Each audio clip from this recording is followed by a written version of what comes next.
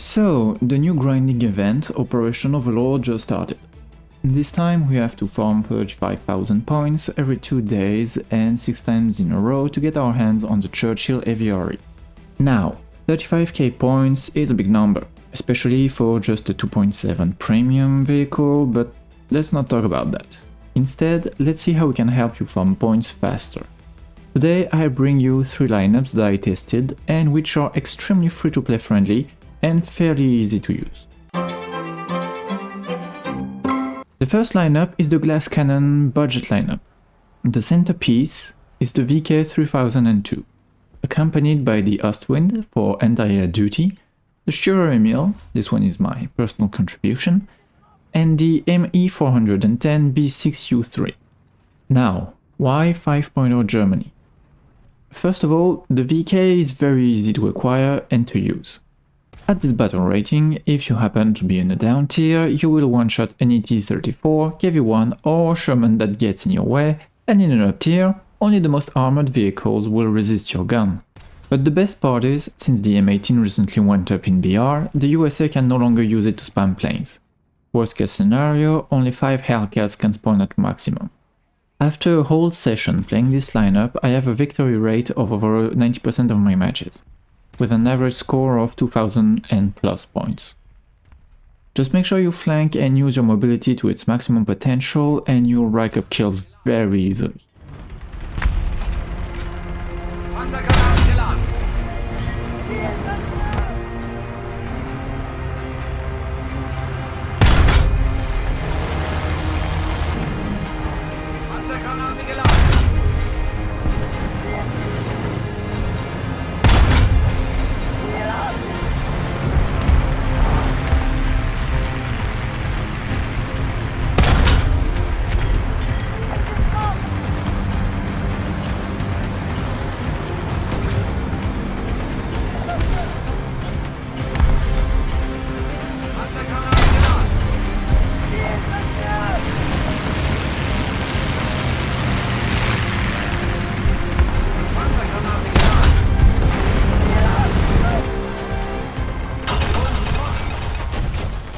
The Ostwind is preferred over the Whirlwind mainly because it can fire almost indefinitely, and unlike its brother, it doesn't need to reload and stay vulnerable for a few seconds.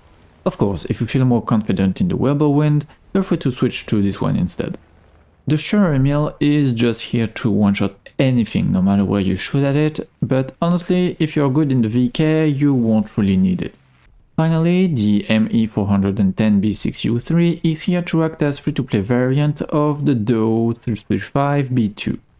It works in the same way, except the fact that it doesn't have bombs, but instead you have rear turrets to defend yourself, and in the end, it is equally dangerous.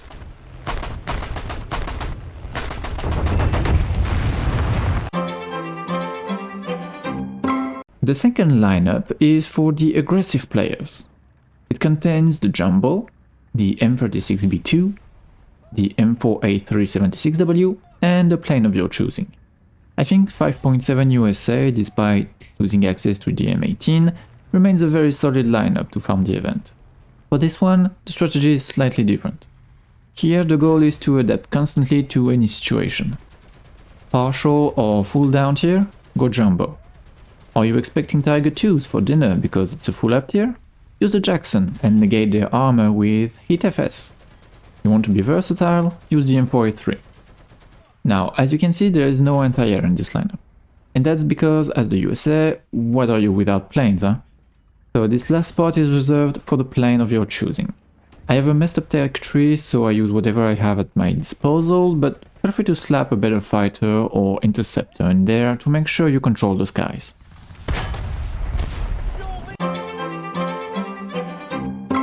The final lineup I have for you today is a bit more demanding, since it's full of 7.0 vehicles.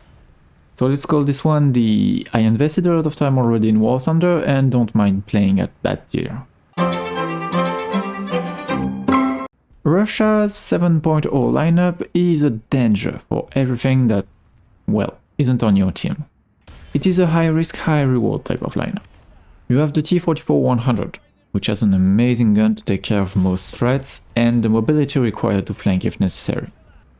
the Object 268 for easy long-range engagements, thanks to its rangefinder, and an armor which will make any German main mad. And finally, the infamous ZSU-57-2, an anti-air born to be tank destroyer. Once again, you have room for a plane if you want to use one, like the Su-9 or a good old PE-8.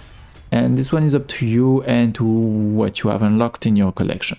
Basically, this whole lineup revolves around close-range engagements and flanking tactics, but as I mentioned, for big sniping maps, the Object 268 can be a viable answer.